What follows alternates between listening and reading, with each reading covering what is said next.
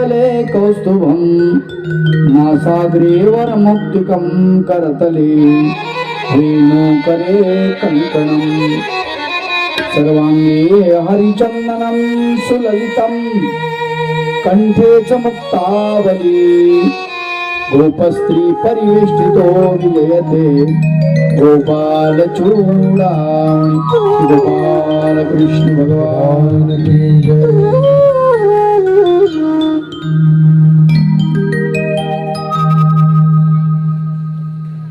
परब्रह्म परमेश्वर भगवान गोपाल कृष्ण भगवंताच्या अमृतमय लीळांचा आपण श्रवण करता श्रीमद भागवताच्या निमित्ताने त्या आपल्या समारंभाला भेट देण्यासाठी आदरणीय पूजनीय प्रातस्मरणीय पारिमंडल्य कुलभूषण आमचे बंधुराज तळेगावकर बाबाजी आणि बाबांचा समग्र परिवार, बाकी इतर ईश्वराधिष्ठित संत प्रतिष्ठित महंत तपस्विनी माता भगिनी सद्भक्त बंधू आणि भगिनींनो, ज्यांच्या प्रसन्नतेने हा कार्यक्रम सुरू आहे, 500 किलोमीटर वरून त्यांचं लक्ष आपल्याकडे आहे आणि त्यांचं लक्ष आपल्याकडे असल्यामुळे भगवंताचंही लक्ष आपल्याकडे आहे। एकदा 5 अवताराचा जय जयकार करा, कारण मी आज नमन कुठलं घेतलं नाही, कारण वेळ झालेला आहे। श्री गोपाल कृष्ण भगवान की जय, श्री दत्तात्रेय भगवान की जय, श्री चक्रपाणी भगवान की जय, श्री गोविंद प्रभु भगवान की जय, सर्वज्ञ श्री चक्रधर भगवान की जय। परब्रह्म परमेश्वर भगवान गोपाल कृष्णाचं आगमन गोकुळामध्ये झालं आणि गोकुळामध्ये सगळीकडे आनंदी आनंद झालेला आहे। गोकुळाच्या आनंदाला पारावार राहिलेला नाही आहे। इतर संतांनी त्याचं फार सुंदर वर्णन केलेलं आहे। गोकुळच्या सुखा अंतपार नाही लेखा, बाळ कृष्णनंदा घरी आनंदल्या नरणारी, बुडिया तोरणे करती कथा गाती गाणे, बाळ कृष्णनंदा घरी आनंदल्या नरणारी। गोकुळामध्ये आनंद झाला। जातक सांगितलं गर्गमुनींनी, भगवंताचं नामकरण झालं। गोकुळामधल्या समग्र गोपिका जमा झाल्या नंद बाबाच्या घरी आणि भगवंताला पाळण्यामध्ये घालून भगवंताचं नामकरण करून सुंठवडा वाटलेला आहे, त्याला खिरापत म्हणतात, ते वाटलेलं आहे, प्रसाद दिलेला आहे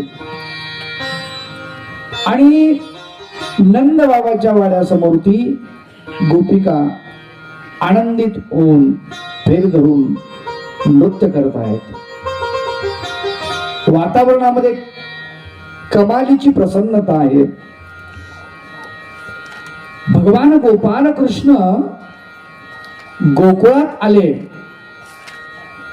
खर तर गो नाम इंद्रिय, इंद्रियांना गो असं म्हणतात। कृष्ण गोकुळात गेला म्हणजे कुठं गेला? गो नाम इंद्रिय त्यांचा समूह, त्याला गोकुळ म्हटले। कुळ इंद्रियांच्या समूहात गेलेला आहे। इंद्रियांचा समुदाय समुच्चय हा मनुष्याच्या शरीरामध्ये असतो।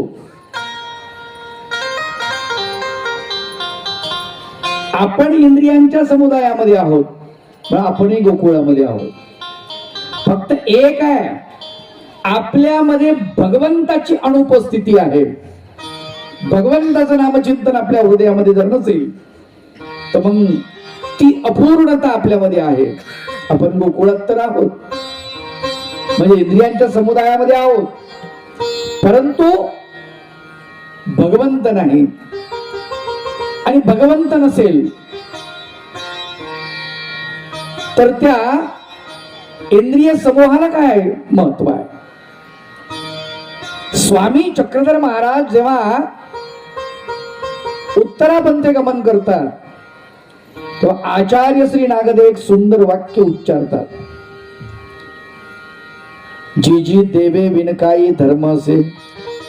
फार महत्वाचं वाक्य आहे. धर्म धर्म धर्म आपण म्हणतो, देवच जर नसेल तर धर्म काय? स्वामी चक्रधर महाराज त्याचं वाक्य कबूल करतात. तुम्ही म्हणता ते तसंच आहे, परंतु आम्ही जे सांगतो ते ऐका. आणि नागदेव आचार्य तयार होतात 100%. गोपिकांचं असंच आहे, जो परब्रह्म परमेश्वराचं अखंड नामचिंतन करतो ती व्यक्ती गोपिका आहे. कोणी असो तो, ज्याच्या मुखामध्ये भगवंताचं नामचिंतन अखंड आहे, भगवंताविषयी प्रेम आहे, ती गोपिका आहे. मग तो पुरुष असो, स्त्री असो, वृद्ध असो, बालक असो, ज्याला भगवंताची आवड आहे ती गोपिका आहे. हा त्याचा अर्थ आहे. आपण वेगळंच काहीतरी समजतो आणि आजकाल तर भलतं वेगळं समजायला सुरुवात केलेली आहे. कारण गोकुळामध्ये भगवंत जेव्हा जातात तेव्हा भगवंताच्या भोवती गोपिका आहेत. गोपांचा उल्लेख आहे, नाही असं नाही, पण फार कमी. याचा अर्थ जो पुरुष आहे भगवंताच्या भक्तीमध्ये विलीन झाला किती गोपिका बनलेला आहे. तो पुरुष राहिलेला नाही आहे, लक्षात घ्या. मीरेनं वृंदावनामध्ये एक संत राहत होते आणि त्यांनी भगवंता गोपाल कृष्णावरती सुंदर असं काव्य लिहिलं, ग्रंथ लिहिला आणि तो ग्रंथ मीरेने वाचला. मीरेला इतकं प्रेम झालं त्या संतावरती, अरे ज्याने माझ्या कृष्णावरती लिहिलंय तो कसा असेल बरं.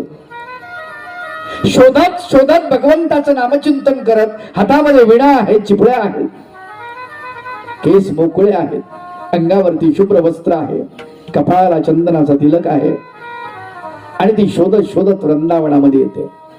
वृंदावनामध्ये आल्यानंतर त्या संताच्या पर्णकुटीकडे जायचं असतं, पण काही शिष्य परिवार असतो, ते सांगतात तुम्ही जाऊ शकत नाही तिकडे त्यांच्या दर्शनाला. म्हणजे का? आमचे गुरु स्त्रियांना भेटत नाहीत. काय उत्तर द्यावं मीरेने? मीरा म्हणते, काय तुमचे गुरु पुरुष आहेत? काय तुमचे गुरु पुरुष आहेत? त्यांना आश्चर्य वाटलं शिष्यांना. मला असं वाटलं जगामध्ये एकच पुरुष आहे आणि तो म्हणजे श्रीकृष्ण, बाकी पुरुषच नाही कोणी. हे वाक्य शिष्य परिवाराने त्या गुरुला जाऊन सांगितलं. कोणीतरी झोकीन आलेली आहे आणि ती असं असं म्हणते. ते संत धावत पळत आले, मीरेचे पाय पकडले, माते मला क्षमा कर, खरं ज्ञान तुझ्याकडे आहे, ग्रंथ मी लिहिला परंतु ग्रंथातलं तत्व मला कळालं नाहीये. मी पुरुष नाहीये, मी स्त्री आहे. कबूल केलं त्यांनी. लक्षात ठेवा, याचं कारण पुरुषामध्ये अहंकार असतो, स्त्रियांमध्ये स्नेह प्रेम असतं आणि म्हणून मातेचे स्नेह ते नैसर्गिक असं सर्वज्ञ श्री चक्रधर भाऊ म्हणतात. पित्याचे स्नेह नैसर्गिक नाही म्हटलं का? कारण त्याच्यामध्ये अहंकार आहे, त्या प्रेमातही अहंकार आहे. आलं का लक्षात? स्त्रियांमध्ये ते नाही, समर्पण आहे. समर्पण कोण करतं? ज्याच्यात प्रेम असतं ते समर्पण करतं. भगवान गोपाल कृष्ण दिसमास वाढतायत गोकुळामध्ये, चंद्रकलेप्रमाणे भगवंताची वाढ होते आहे. आणि या गोकुळामध्ये भगवान गोपाल कृष्ण सगळ्यांना आनंदित करतात, आनंद देतात. कृष्ण गोकुळी जन्माला,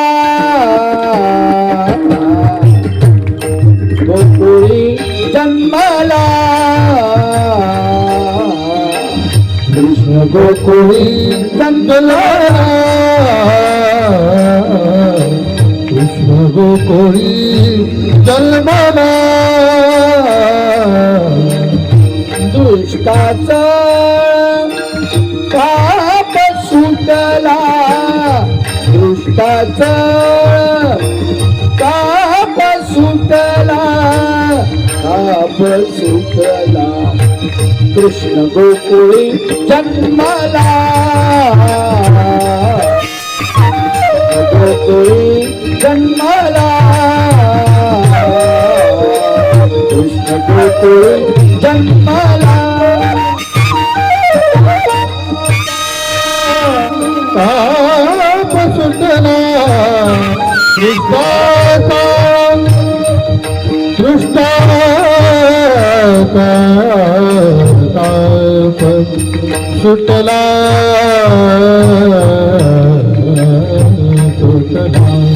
सृष्टाचा पाप सुटला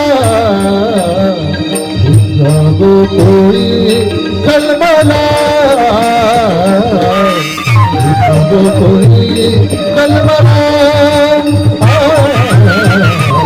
गोकुळी जन्मला जन्मला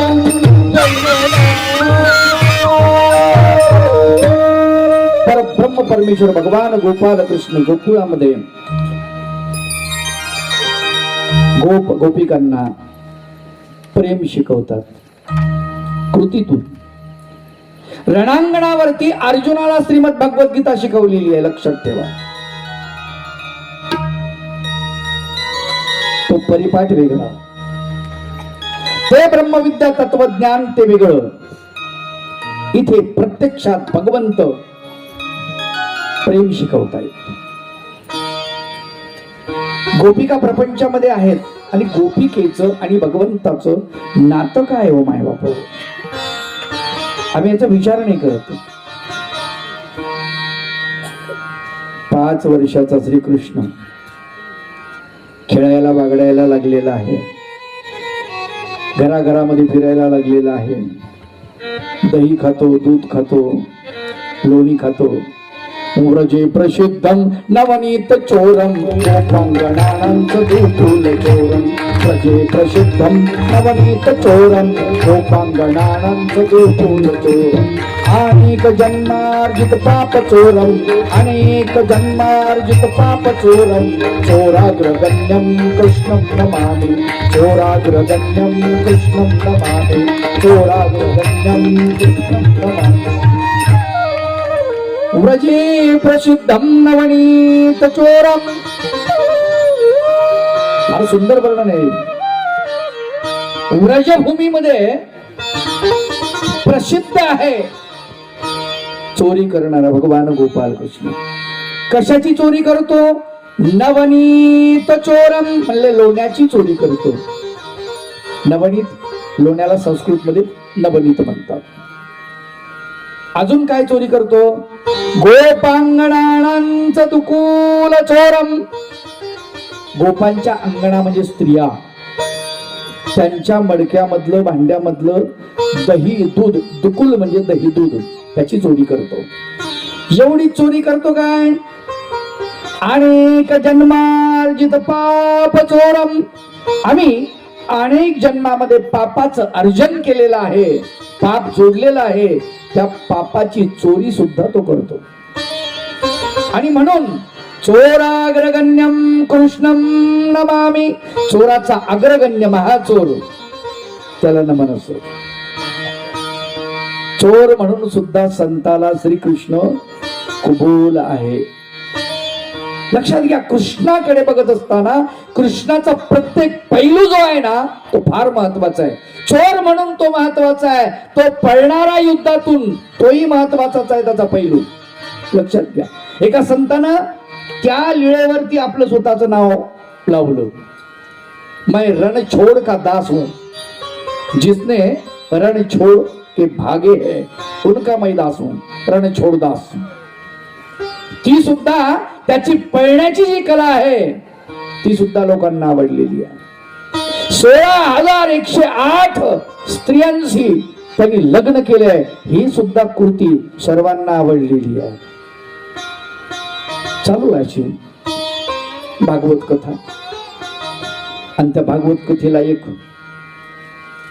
एका बाईनं आपल्या मालकाला पाठवलं, म्हणजे तुम्ही जातच नाही कथा ऐकायला, जात जा, इकडे तिकडे तमाशे फिमाशे ऐकायला जाता, कथा ऐकायला जात जा म्हणले.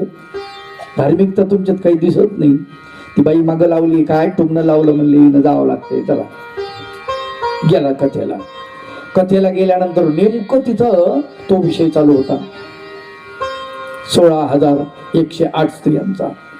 भौमासुराची बंदिखाणी धावा करती गोपिकामिनी. तरी ते ऐकलं, घरी आलं आणि त्याची वायर सटकली ना. पत्नीला म्हणाला, जेवायला बसलो. पत्नीला म्हणतो, काय जबरदस्त वाटला म्हणले कृष्ण आपल्याला, आय मर्द गडी आहे. कोणाची नजर कशावर राहील सांगता येत नाही.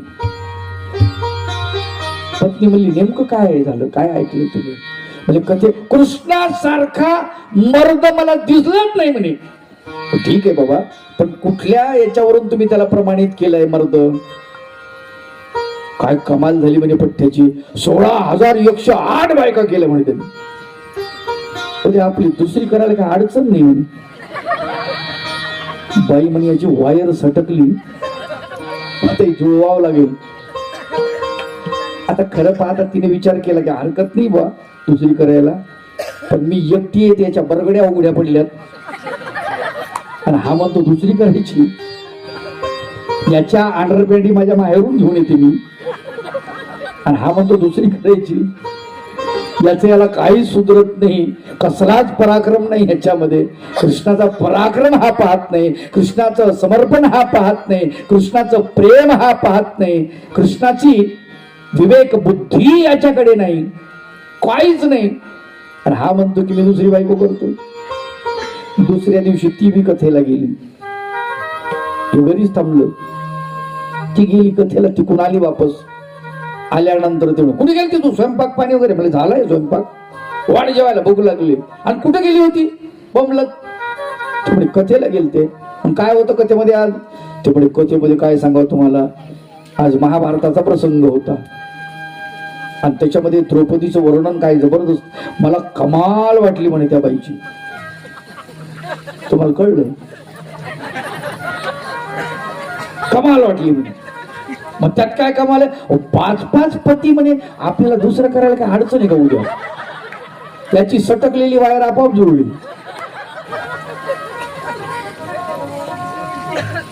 प्रत्येक माणूस कृष्ण भगवंतामधला जो भाग त्याला आवडतो तेवढाच घेतो, तेवढाच तितकाच निवडतो तो.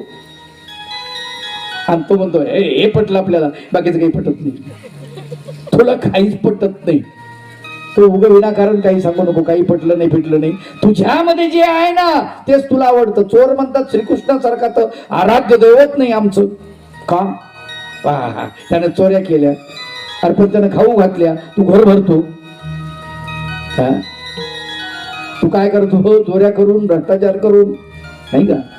त्यानं काय केलंय? त्याने खाऊ घातलेलं आहे, स्वतः नाही, पहिलं दुसऱ्याला. सवंगड्यांना कृष्ण चरित्र नीट अभ्यासा. पूतना आली, वेळा फार सुंदर आहे. पूतना आली, विडा उचलला, स्तनाला दूध लावून आली, विष लावून आलेली आणि भगवंताला मारायचा विचार आहे तिच्या डोक्यामध्ये. भला आगडबमच्या आगडबम, पण तुम्हाला सांगतो तिनं सुंदर नारीचं रूप धारण केलं. लोक बघायला लागले ना का गोकुळामधली, ही बाई कुठून आली? नवीन कोणी आली बाई, जर समजा थोडस चित्र विचित्र दिसायला लागलो की लोक पाहतात, टकामका आजही पाहतात, त्या काळात बघत होती कुठली बाई आहे काय बा, पाहायला लागले लोक. आली नंदबाबाच्या वाड्यामध्ये गेली, काय तिचे डोळे, काय नाक, आणि काय काजळ लावलेलं, काय ते पावडर ते, काय लाली. आताच्या काळात असती ना, तुम्हाला सांगतो नारायणगावला गेली असती धरून ब्युटी पार्लर मध्ये, काय परवडत म्हणली असती घरी, आहे का? सुंदर दिसायला लागली. आणि सुंदर तरुणीचं रूप धारण केलं. गेली, बाहेरूनच आवाज दिला, यशोदे. यशोदा म्हणते, कोण बाई यावी? बघितलं तिच्याकडे, पण हिची मेमरी काही काम करणं. यशोदेची, हिला कुठं पाहिलं नेमकं? कोणाच्या बारशात पाहिले का, कोणाच्या लग्नात पाहिले का, कोणा कथेत पाहिले, काही कळच ना तिला नेमकं कुठं पाहिलं. ही तर आपलं नाव घेते, आपल्याला कसं काय झालं म्हणले, मला कसं काय ओळखू येत नाही. मग ती म्हणली, बाई माफ करा, पण मी तुम्हाला ओळखलं नाही, आणि तुम्ही कोण, कुठल्या? अगं तू नाही ओळखत मला, पण हा लब्बाड ओळखतो ना, पाळण्यात झोपलेला. तिला म्हटलं, काय कमाल झाली, कृष्णाला ओळखते, माझ्या लेकराला ओळखते, आणि मी हिला ओळखत नाही. तिला वाटलं कोणीतरी पाहुणी आली, बसायला टाकला, चहा पाणी काय करायचं होतं, केलं आदरात इथे तिचं. भगवंताला जवळ घेतलं. अरे लबाडा, इथे झोपलास काय?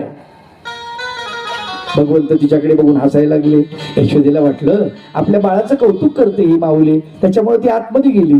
जशी ती आतमध्ये गेली, डोळ्या आड झाली, तशी हिनं आपल्या कंचुकीची गाठ, चोळीची गाठ ढिल्ली केली, आणि भगवान गोपाल कृष्णाच्या श्रीमुखामध्ये आपलं स्तन दिलं. त्याला वीच लावून आलेली स्तन भगवंताने ते वीज पिऊन टाकलं, दूधही पिलं, आणि नंतर ही जिवंत राहता कामा नये. दुसऱ्या लेकराला मारायला म्हणली अशी, पण तिचं रक्त प्राशन करायला सुरुवात केली. कासावीस झाली, कन्हैया सोड, कृष्णा सोड. भगवंत कशाला सोडायला तयार आहे? किंचाळली, बाहेर गेली, घराच्या अंगणामध्ये धाड दिशी कोसळली मूळ रूपामध्ये. लोक तर भलते घाबरून गेले. बाप म्हटले. यशोदेने ते पाहिलं, आणि पाहिल्या पाहिल्या चक्कर येऊन पडली. बस म्हटली, संपलं, माझं बाळ, माझं कन्हैया आता काही वाचत नाही राक्षसिणीच्या तावडीत. लोकांनी ते बघितलं. मग आता काही हिंमतवान तरुण असतात, कोणी काठ्या घेऊन, कोणी भाले घेऊन पुढे गेले, कोणी तलवारी घेऊन तिला टोचण्याचा प्रयत्न केला, पण ती मेली होती, गतप्राण झाली होती. मग लोक तिच्या अंगावरती चढले, आणि ते भगवंताला तिच्या छातीवर ओढून घेतलं, खाली आणलं. यशोदेच्या डोळ्यावरती पाणी मारलं. यशोदा, कन्हैया आय आय, चिंता करू नको, कन्हैयाला काही झालं. आता एवढी मोठी धूळ होती म्हणले, राक्षसी म्हणजे गेली काय, मेली? हा म्हणजे मेली, तिचाच कार्यक्रम झाला. अशा भगवंताच्या अमृत महिलेला तिथे घडतायत. मला भगवान गोपाल कृष्ण बालपणामध्ये विष प्राशन करणारा कृष्ण मला आवडला. का आवडला? संयम. परवा दिवशी सांगितलं, धर्म कशाला म्हणतात? धैर्य याच्यामध्ये आहे पहिलं लक्षण धर्माचं. धृती ते भगवंतामध्ये आहे. धैर्य,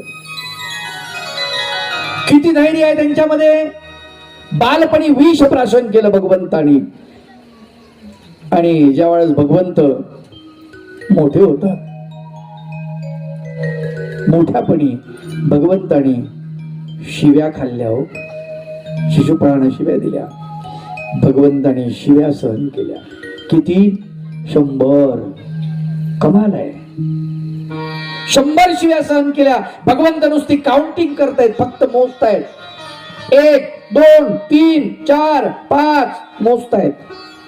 त्याचं कारण शिशुपाळाच्या आईला त्यांनी वचन दिलेलं आहे. शिशुपाळाचा जन्म झाल्यानंतर कोणीतरी त्याचं जातक सांगितलं, भविष्य सांगितलं. म्हणाले त्याला इथं 3रा डोळा होता महादेवासारखा. म्हणले याचा डोळा, ज्याच्या हाताने याचा मृत्यू आहे त्याला त्यानं पाहिल्या पाहिल्या गळून पडेल. आणि ती आई वाटच बघत होती, कोणाची नजर पडल्यावर याचा डोळा गळून पडतो. कृष्ण भगवंत आपल्या आत्याच्या भेटीला आलेले. आत्या आहे, हा आते भाऊ आहे. कोण? शिशुपाळ, भगवंताचा, दूरचा नाही, लक्षात घ्या. जशी नजर पडली शिशुपाळावर, पाळण्यामध्ये शिशुपाळ, त्याचा डोळा गळून पडला, आणि आत्या आली, भगवंताच्या चरणावर मस्तक ठेवलं. प्रभू भगवंता कृष्णा कन्हैया, माझ्या लेकराचं रक्षण तूच करू शकतोस, तुझ्या हात याचं मरण आहे. भगवंत म्हणाले मी करेन, मी कशाला त्याला मारेन. नाही नाही नाही, याचं भविष्य सांगितलंय. म्हटले की तुझ्या हात याचं मरण आहे. ज्याची नजर याच्यावर पडली, याचा हा 3रा डोळा गळून पडला. त्याच्या हस्ते मरण आहे असं सांगितलं. म्हणजे मी नाही मारणार त्याला. नाही म्हणे यानं काही अपराध केला तर मी 100 अपराध पोटात घालीन म्हणले. किती? 100 अपराध. आणि तसंच झालंय ना. राजसू यज्ञाच्या प्रसंगामध्ये भगवान गोपाल कृष्णाला अग्रपूजेचा मान द्यायचा आहे. बघा तुम्ही, मी परवा दिवशी सांगितलं, सन्मान जो आहे ते सन्मान घेण्यासाठी महर्षी व्यास पुढे आलेले नाहीत, शुकदेव पुढे आलेले नाहीत. शुकाने सांगितलं मला देऊ नका सन्मान, तुमच्या इथं तो बाप आहे ब्रह्मचर्याचा, अख्ख्या ज्ञानियाचा बाप आहे सृष्टीतल्या, त्याला सन्मान द्या. आणि मग भगवंताकडे लक्ष गेलं. आपल्यासारखा असता तर काय म्हणलं असता. युधिष्ठिर गेला आणि भगवंताला हात जोडले, भगवंताच्या चरणावरती मस्तक ठेवून त्यांनी प्रार्थना केली की प्रभो तुम्ही चला. भगवंताचे अंगीच्या बाह्यावर आहेत, हात भरलेले आहेत, पात्रवाळ्या उचलतायत भगवंत. अशा अवस्थेमध्ये त्यांनी सांगितलं तुमचं पूजन करायचंय. मग भगवंत म्हणले का फेटा बांधू द्या, पगडी बांधू द्या, चांगले भरजरी वस्त्र घालू द्या, असं काहीच नाही. हात लगेच धुतले, लगेच गेले. बघा असं नाही म्हटले आत्ता दिसलो का रे तुम्ही. लोकांना सांगितल्यावर मी तुमच्याच इथं आहे, मी सगळी तुमची व्यवस्था करतो, तुमचं पाठराखण करतो, प्रत्येक संकटातून तुम्हाला वाचवतो, आत्ता दिसलो मी तुम्हाला. आपण असं म्हटलं असतं, भगवंत काहीच नाही म्हणाले. आसनावरती बसवलं भगवंताला आणि पूजा सुरू केली. भगवंताचं पादप्रक्षालन केलं, भगवंताला गंध लावलेला आहे, अक्षता वाहिलेल्या आहेत, भगवंताच्या गळ्यामध्ये फुलहार टाकलेले आहेत, सोन्याचे हार टाकलेले आहेत, सुवर्ण अलंकाराने भगवंताला सजवलेलं आहे, अष्टांगी पूजा केलेली आहे. आव्हानम आसनम पद्यम वर्गदानम मतपरम, 16 पूजा केलेली आहे भगवंताची. आणि हे करत असताना पूजेला सुरुवात झाली आणि त्या कार्यक्रमामध्ये माशी शिकली. शिशुपाळानं शिव्या द्यायला सुरुवात केली. अरे धर्मा तुला कळत नाही का, कुणाला असं करतो, अरे तो चोर आहे. भगवंतानं शिशुपाळा तोंड सांभाळून बोल, काय करशील रे म्हणले, तुझ्यात काही धमक नाही आहे, तोंडामध्ये जोर आहे, तुझ्या कृती काही नाही आहे.